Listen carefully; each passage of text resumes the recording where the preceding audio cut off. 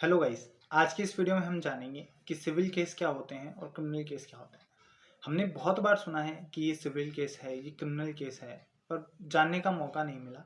इन सबको जानने के लिए इस वीडियो को लास्ट तक देखिए। सिविल केस दो लोगों के बीच में मैटर होता है जिसका इम्पैक्ट पूरी सोसाइटी पे नहीं होता है। जैसे भाइयों भाइयों के बीच में प्रॉपर्टी को लेकर डिस्प्यूट हो गया, खेत को लेकर डिस्प्यूट हो गया, खेत में कुआं है उसके पानी को लेकर डिस्प्यूट हो गया, ये सिविल केस होता है। इन केसेस का जो इम्पैक्ट है वो सिर्फ दो लोगों के बीच में ही रहता है, जबकि क्रिमिनल केसेस जो होते हैं उनका इम्पैक्ट पूरी सोसाइटी पे होता है। जैसे एक आदमी ने दूसरे आदमी का कत्ल कर दिया, मर्डर कर दिया, किसी के घर में चोरी हो गई, डकैती हो गई, ऐसे जो मैटर्स होते हैं उनका इम्पैक्ट पूरी सोसाइटी पे होता है, इसलिए इनको क्रिमिनल मैटर्स की कैटेगरी में रखा गया है। Civil procedure code 1908 civil cases के लिए है और criminal procedure code along with IPC Indian penal code ये क्रिमिनल केसेस के लिए है।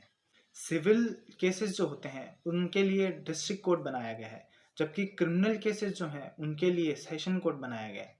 इसलिए जब भी आप दो व्यक्तियों का नाम देखिए किसी भी केस में, जैसे एक्स वर्सेस वाई या ए वर्सेस बी या राम वर्सेस श्याम, सीता वर्सेस गीता, तो याद रखिएगा ये सिविल केस है, ये दो लोगों के बीच का केस है।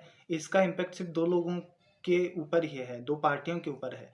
जब आप ऐसा देखें union of India versus A या A versus union of India या स्टेट वर्सेस ए या स्टेट वर्सेस बी, ऐसा जब भी देखें तो याद रखिएगा ये क्रिमिनल केस है। इसका इम्पैक्ट जो है वो पूरी सोसाइटी पे है, इसलिए इसमें डिफेंडेंट या प्लेंटिफ जो है वो एक या तो स्टेट होगी या फिर यूनियन होगी।